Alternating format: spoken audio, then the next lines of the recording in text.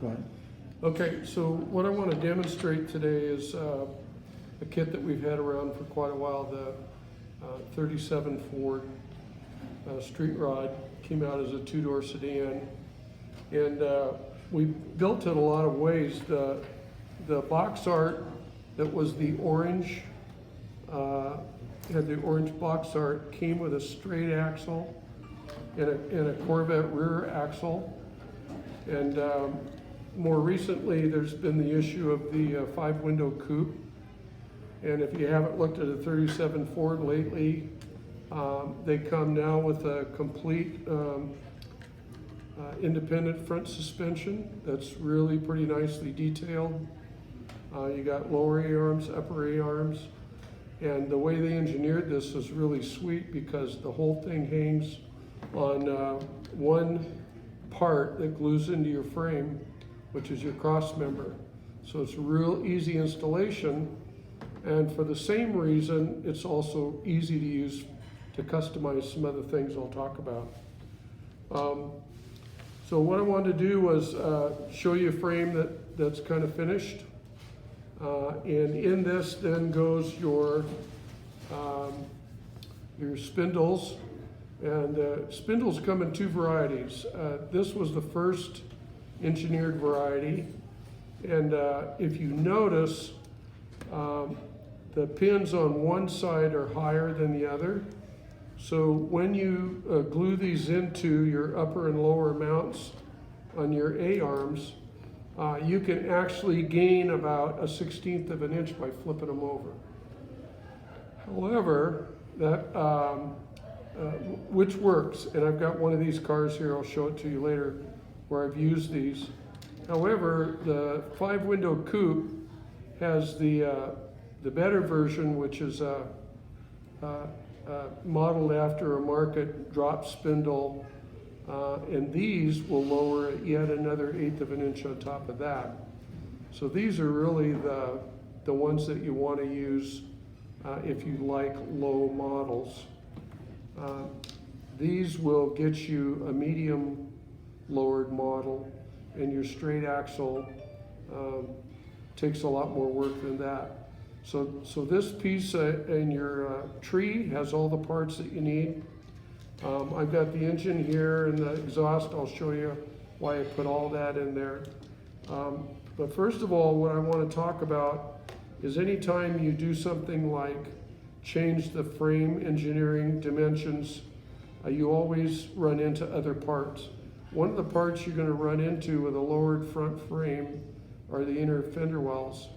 So I blacked out that you want to cut about another 1/8 of an inch up into the fender well and clear all that out before you glue these in. I learned that the hard way because I tried to cut them once they're glued in and you just keep breaking them out. So cut them first, get them to where you like them, and they're all smoothed up and ready to go, and then glue them in.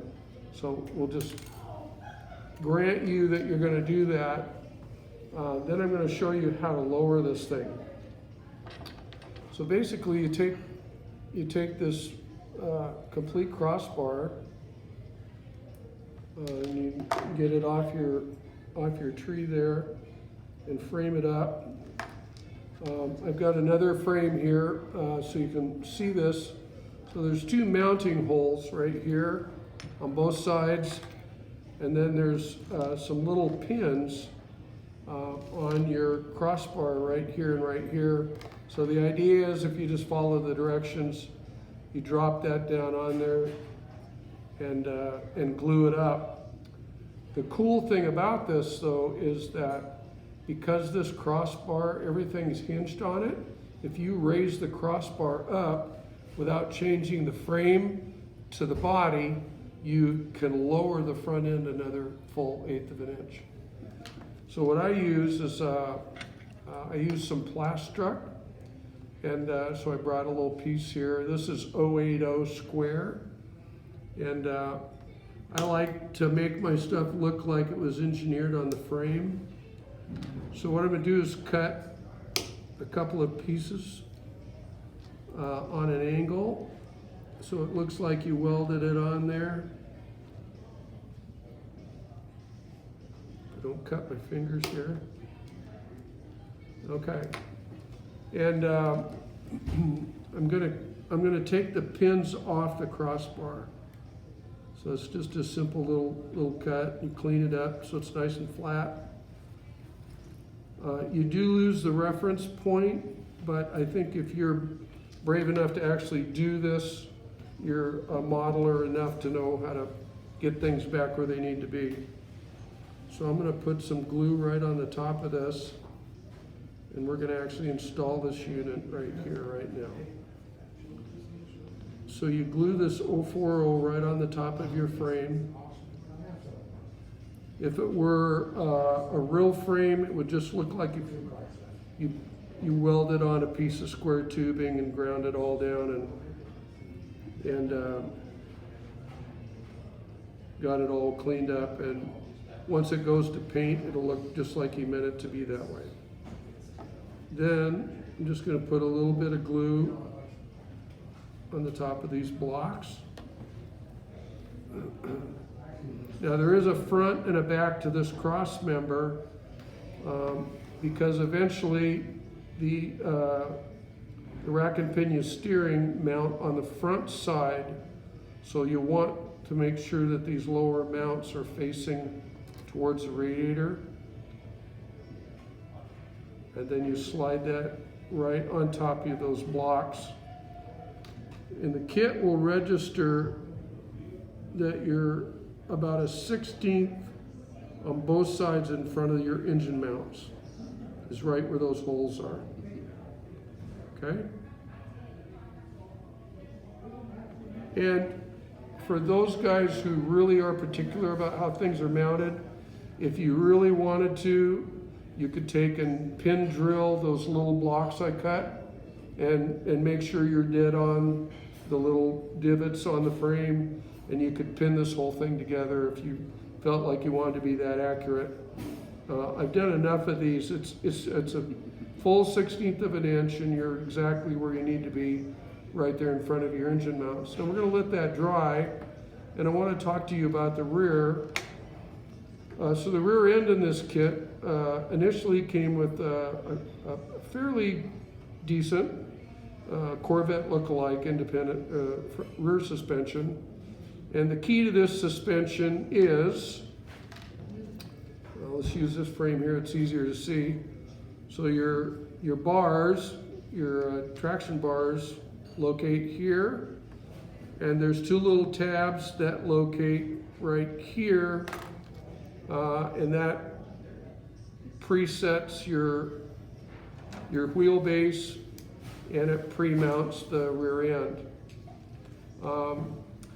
To me, the kit sets too high, even with this nice rear suspension, if you just do it that way.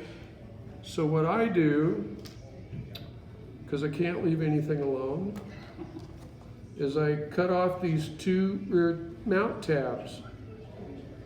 And what that does is that buys you a full, almost a full 1/4 of an inch that you can play with the height of this rear end before it mounts on the frame.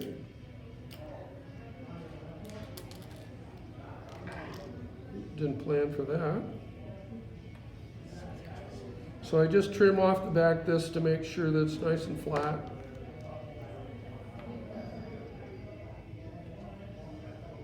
Thank you for hanging in there with my process.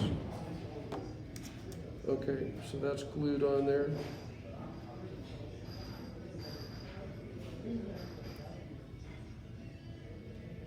Now once you do that, you'll have the front two mounting points. Your wheelbase doesn't change, but now your back end, you can miss the rear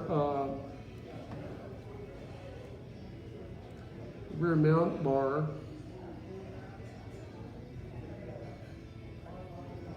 Oh, this is fighting me now. Okay, there we go.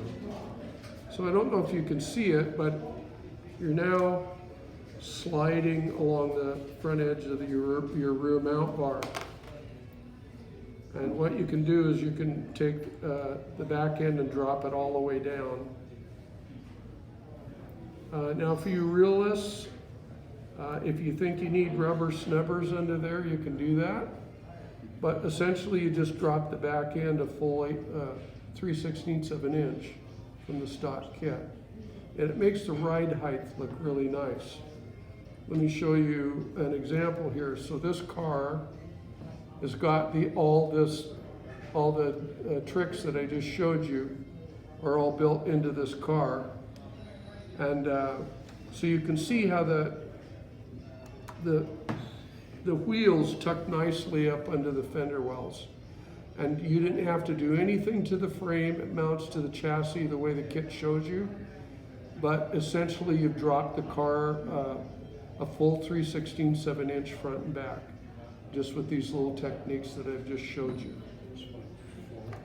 Now the key thing about finding these independent suspension parts in the 5-window coupe that I'll show you in a minute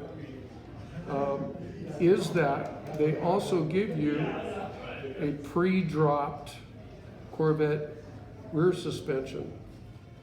And this is really cool because you can see the angle. It's already dropped from when it's mounted. So literally, you could put this car right on the ground, as is the case with this coupe here. So this coupe has the dropped front suspension and the dropped rear suspension. The interest about this car is that this was started out as a 5-window coupe. We made it into a 3-window coupe, but that's another demo. So we can show you, but what I wanted you to see is how low you can get these things. Now, why would we go to all this trouble to go back to an old kit with a frame we built 100 times and reinvestigate the independent front and rear suspensions? Here is the reason why. So now what you can do is you can go back to what I think is a gorgeous car, the 36 Ford. This one has a resin chopped 5-window. You can get a chopped coupe. Some of the kits come with a chopped top. There's lots of ways to build the 36, but stylistically, this was a really cool custom for its day. Well, look what happens. The 37 Ford with its independent front and rear suspension fits right into the molded fender pan. And if you know about these kits, the chassis were nothing. The exhaust is molded in, the rear end's molded in. I mean, there's so few things you can do with this. But now, because the 37 Ford chassis can go under here, you can build a 36 with a real chassis. Another thing you can do is that you can take this independent front suspension bar and you can actually create a front suspension for a 32 Ford. There's just this little setup from the 37 Ford kit can go in 100 different hot rods and give yourself an independent front suspension. And the 40 Ford too, yeah. Yeah, it can go just across the board. So, so essentially we've covered it. One of the things I will say about the 37 Ford, I don't know who test fitted everything at the factory, but this transmission as an automatic does not fit in this frame. I mean, it fits, but the engine is left crooked, leaning. So I'm going to recommend that if you build this car with the 350 motor, do yourself a favor. I blacked out this little transmission nodule. If you just cut that off, when this engine mounts in here, it'll stay flat, and you can save yourself a lot of trouble. By the way, nobody will ever see that it's missing because it's tucked up under the frame. But that saves you. And then the other thing about it is, because we've raised this up, there was some concern about the front fit of the engine. But using the 080 blocks, this engine dials in and it still just sets perfectly on your engine mounts. It's touching the crossbar, but your whole flywheel and all your pulley belt system clears the lower. You don't have to do anything. It just glues right in. And so that's what I wanted to show you. The other thing about the 37 Ford, and I'll close with this. These cars are really,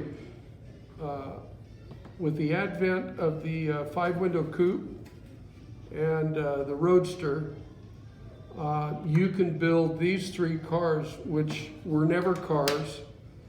37 Ford never made them, so they're phantoms, but they're really fun to do. So you can build a 37 Phantom.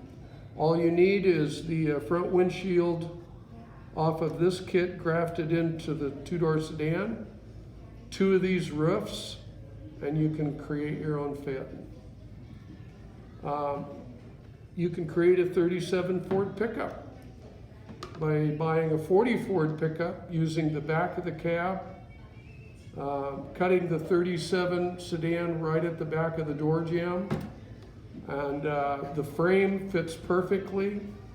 You can choose to use 37 rear fenders or 40 rear fenders, your call. But the whole thing bolts together on a 37 Ford chassis, and everything fits, including the exhaust. So it's just a gorgeous conversion, a lot of fun. This car I wanted to show you about the exhaust. This kit suggests that the exhaust is should go under and then exit out the back. I took this kit, flipped it over, put the mufflers to the inside, and then just brought the tips right to where the suspension stops and created my downdrafts there, which is an old hot rod style exhaust trick. So there you go. Thank you for your time, and I hope this will be helpful. Build some new cars for yourself. Thank you.